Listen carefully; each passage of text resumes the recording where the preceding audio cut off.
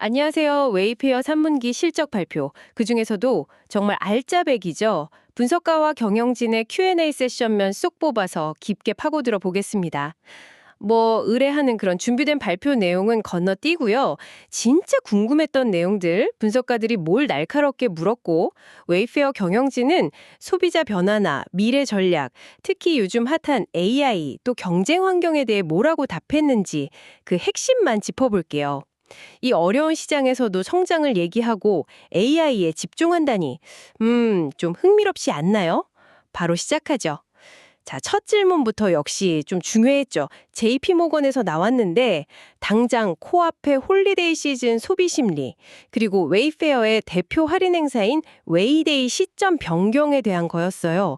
혹시 이거 관세 인상 전에 미리 사두려는 움직임이랑 관련 있는 거 아니냐, 이런 뉘앙스였던 것 같아요. 네, 딱 시기적절한 질문이었죠.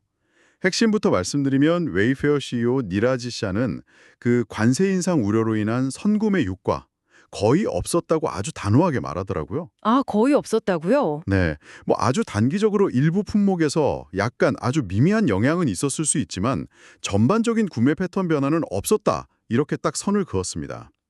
연말 쇼핑 흐름도 예년과 비슷할 거라고 보고요. 그렇군요. 그럼 웨이데이 시점을 다시 10월 말로 옮긴 그건 왜 그런 걸까요? 작년엔 10월 초였잖아요. 아, 그거요.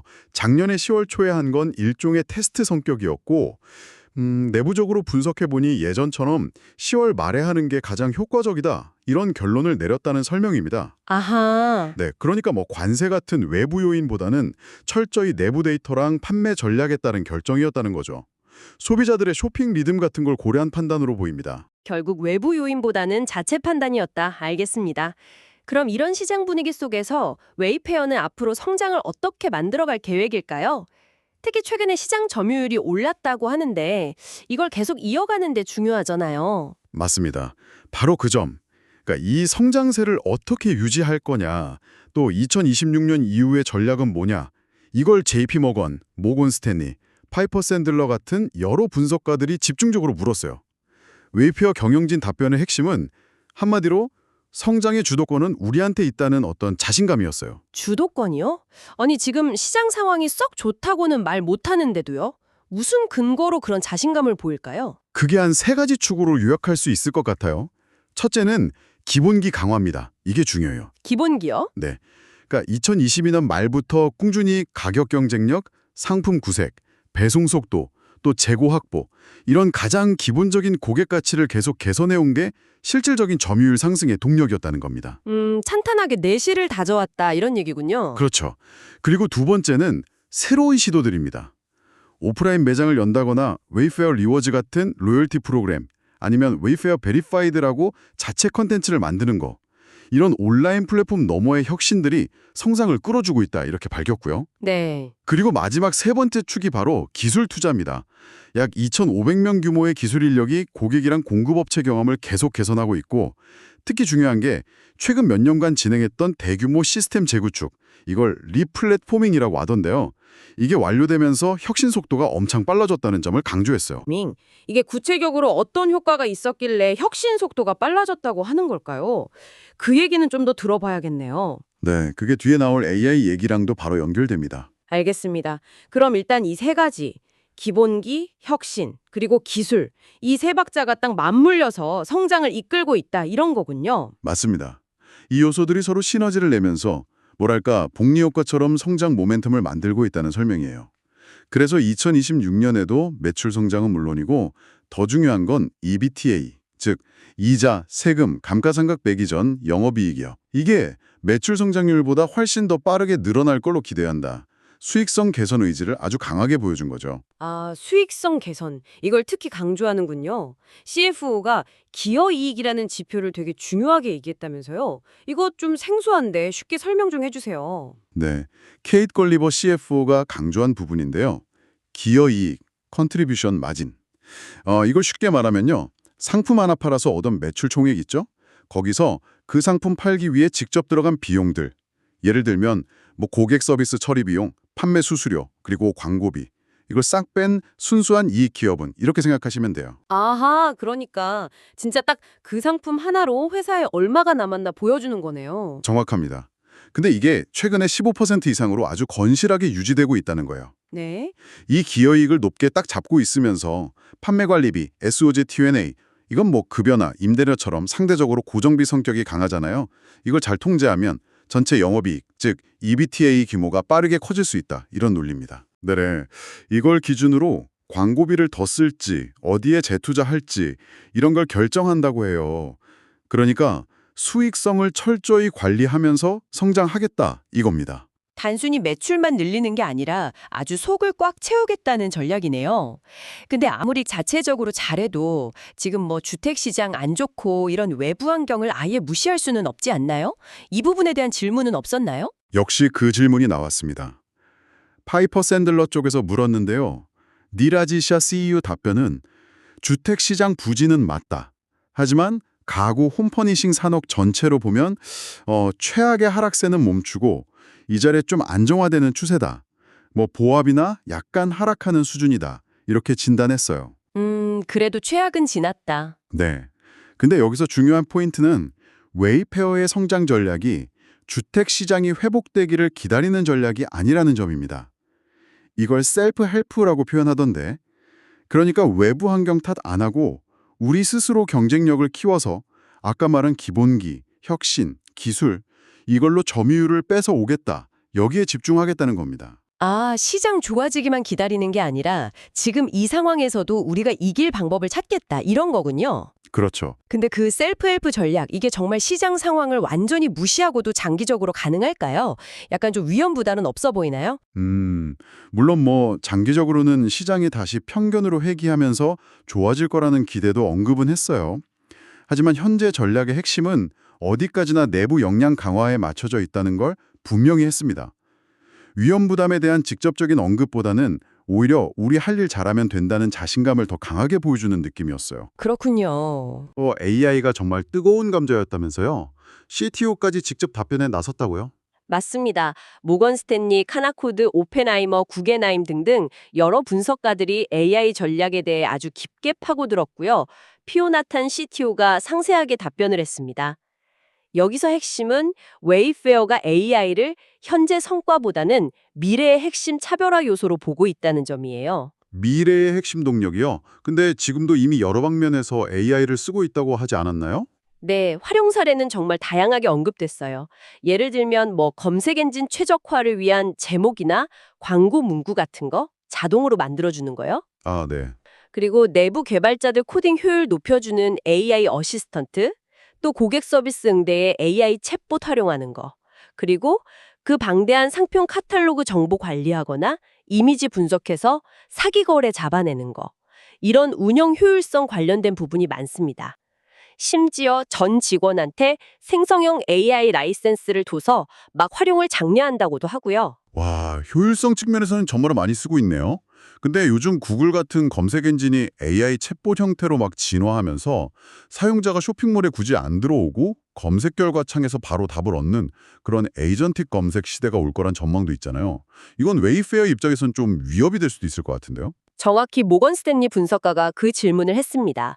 웨이페어 답변은 이런 변화 당연히 알고 있다. 그리고 이건 검색의 자연스러운 진화 과정으로 본다. 이런 입장이었어요. 아, 위협이 아니라 진화 과정으로요? 네, 사용자는 결국 가장 좋은 답, 가장 좋은 상품을 원하기 때문에 웨이페어가 최고의 상품과 솔루션을 제공한다면 검색 형태가 어떻게 바뀌든 우리는 결국 잘 노출될 거다.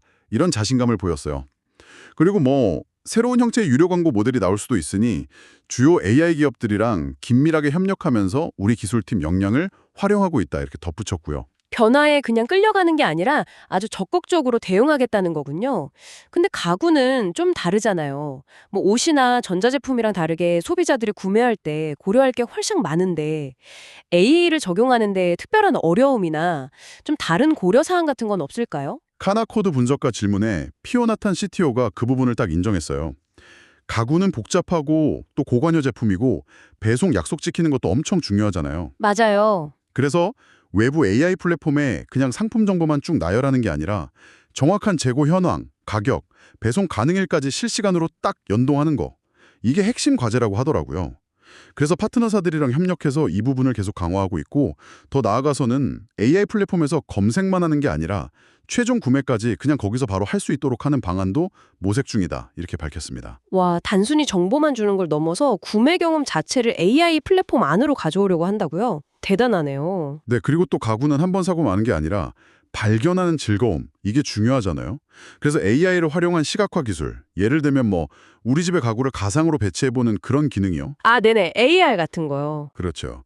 그런 거나 개인 맞춤형 추천 기능을 강화하는 데 집중하고 있다고 강조했습니다. 외부 플랫폼 연동이랑은 별개로 웨이페어 자체 앱이나 웹사이트에서의 AI 기반 경험 혁신도 계속 가져갈 거라고 하고요. 그렇군요. 그럼 이런 AI 노력들이 최근에 시장 점유율이 올랐다고 했는데 거기에 직접적인 영향을 줬다고 볼 수 있는 건가요? 오픈하이머 쪽에서 이걸 물었다면서요. 여기서 니라지 샤 CEO가 아주 명확하게 선을 그었습니다. 생성형의 AI는 아직 야구로 치면 1회 초 first inning 단계다. 과거의 시장 점유율 상승에 AI가 결정적인 역할을 한 건 아니다. 이렇게 딱 잘라 말했어요. 아, 아직은 아니다. 네, AI 잠재력은 물론 크지만 실제 성과 기여는 미래에 나타날 거다. 이런 현실적인 시각을 보여줬습니다. AI는 우리가 기술로 차별화하는 여러 도구 중 최신 도구일 뿐이고 앞으로 기업 간 격차를 벌일 중요한 요인이 될 수는 있다. 이렇게 전망했고요. AI에 대한 과도한 기대보다는 좀 현실적인 평가를 내리고 있네요. 그럼 과거 성과는 AI 덕이 아니라 아까 말한 그 기본기 강화, 나 다른 혁신 덕분이다 이렇게 봐야겠군요. 그렇죠.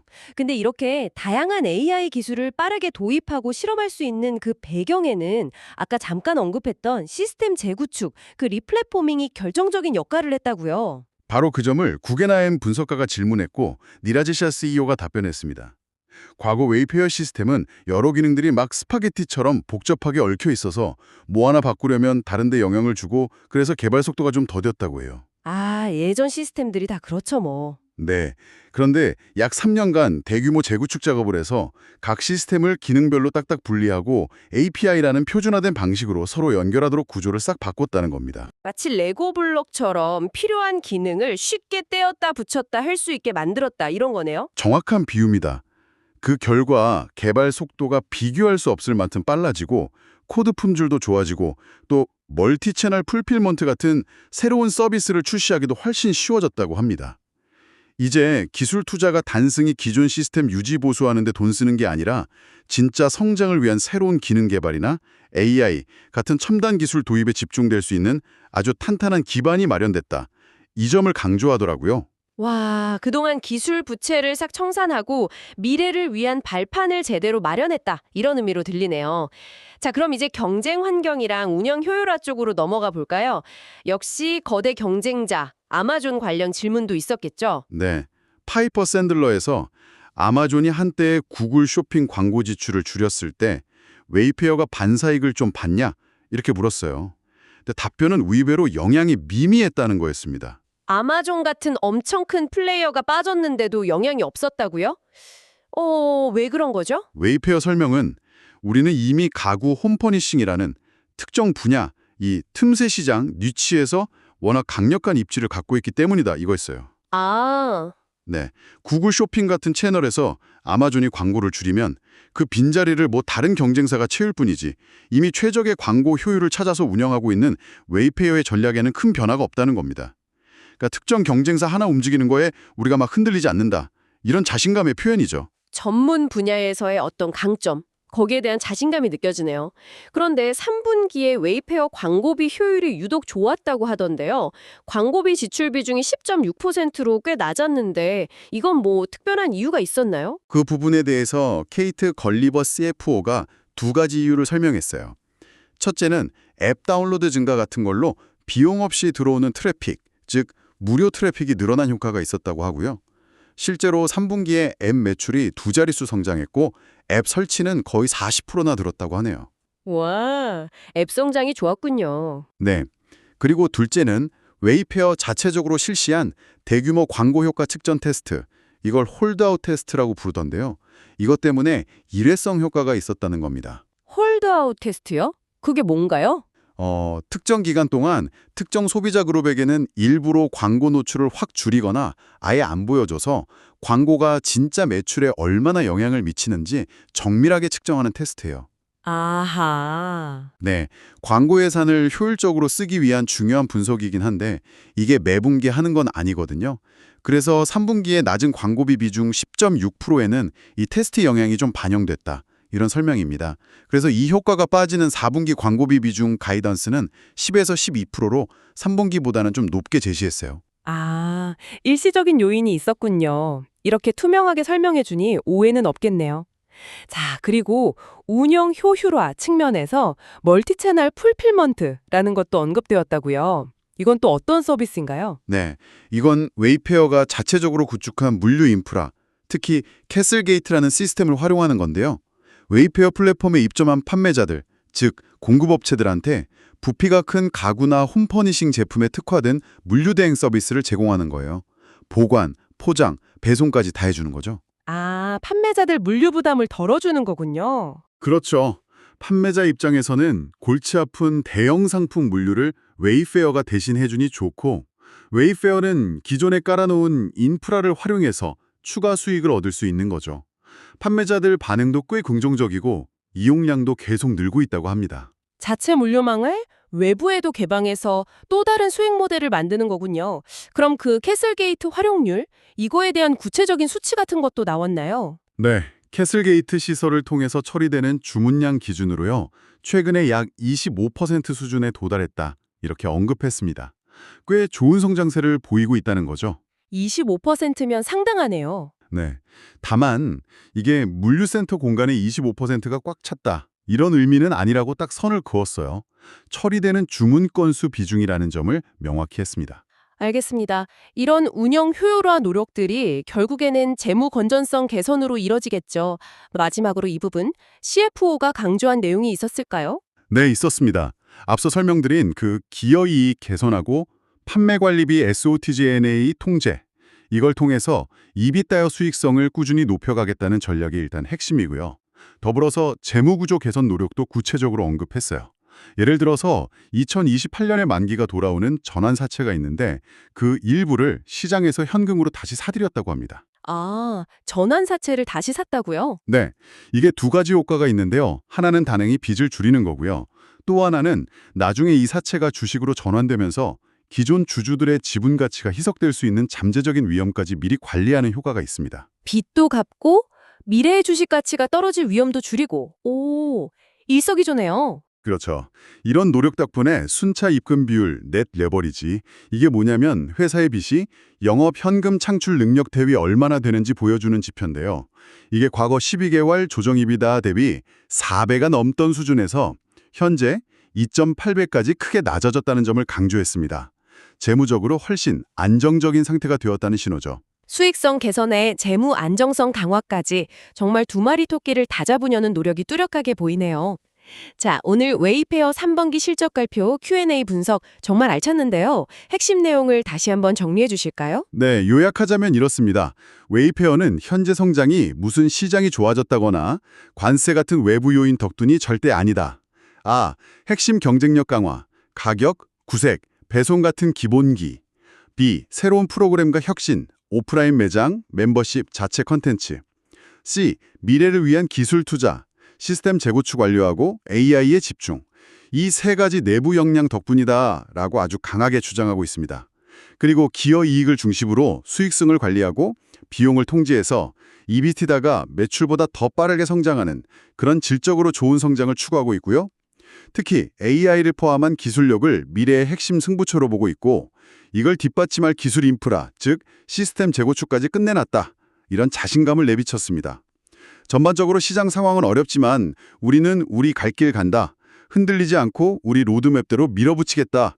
이런 의지가 아주 강하게 느껴졌습니다. 외부 환경에 흔들리지 않는 자체 성장 동력 확보, 그리고 수익성을 동반한 기술 중심의 미래 준비, 이렇게 딱 정리할 수 있겠네요. 아주 명확한 메시지입니다. 오늘 웨이페어 이야기를 들으시면서 이런 상상 한번 해보시는 건 어떨까요? 만약에요, AI가 가구처럼 정말 복잡하고 개인의 취향이 너무나 중요한 그런 제품 선택 과정을 진짜 당신에게 완벽하게 딱 맞춰준다면요. 미래에 당신이 집을 꾸미고 가구를 고르는 방식은 어떻게 달라질까요? 정말 AI가 당신만을 위한 인테리어 디자이너가 되어줄 수 있을까요? 오늘 저희와 함께 이렇게 깊이 들여다봐 주셔서 감사합니다.